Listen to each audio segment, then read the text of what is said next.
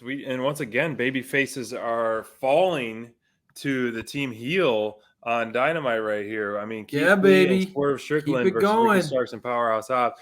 But is it really true baby face or heel winning with Ricky Starks in his hometown or what? Because he was getting quite the pop for sure.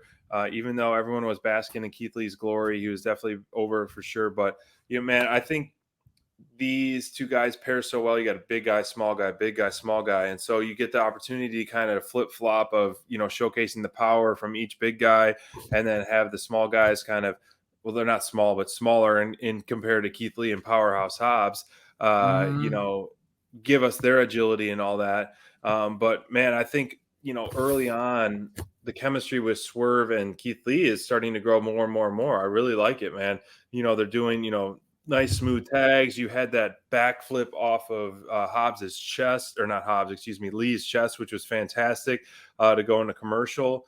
And then you could tell that Starks was feeling it, feeling the hometown crowd.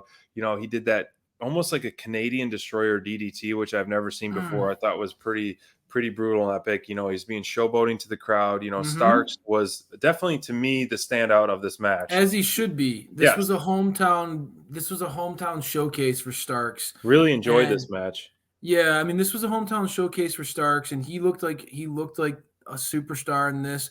But I think all four guys looked incredible in this match, You're and I think right. that's maybe why you dug it so much.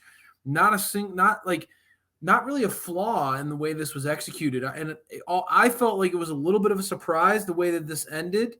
Agree. Um, Team but Taz, we haven't seen him ringside the longest time I really, can since remember. Brian Cage really was around, I feels like it's been a Yeah, long time, right? I mean, I think it's been a long time since Taz has really gotten right, involved in a match.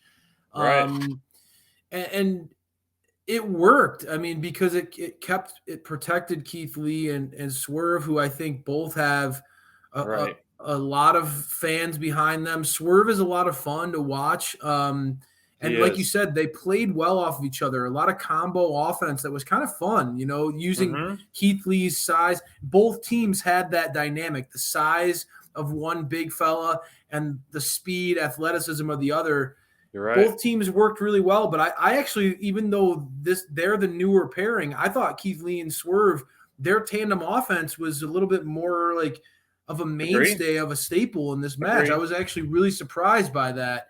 But in the end, Team Taz came out on top. I think Ricky Starks looking like $1,000,000 in this one in his hometown, worked to perfection. And I really, I'll be honest, I love seeing Hobbs get a big pinfall there. I mean, That is big. Hobbs, Pinging and Keith Lee with that big power or spine buster. Whew. I mean, that's a big deal, man. With the way Agree. Keith Lee's been booked since coming on the scene, I don't know, man. I like how they're playing this one too. I mean, there's a lot. This is another story that feels like it's just begun, right? This is not Yeah. the end. This is the beginning. Yeah, and that's going to work for me, and I think it'll be really well thought out. And end game, I'm still not sure where they're going to go with it, but that's Yeah. okay. It's going to give us some great programming, and hopefully we see someone dethrone Ricky Starks because they'll make him lose his mind for sure. You like So that. some good stuff featuring Team Taz and obviously Keith Lee and Swerve Strickland as well. So as we saw him on Dynamite, or excuse me, Rampage versus our guy QT Marshall Yes, pick up sir. the victory on that, the Sports Entertainer of the Week.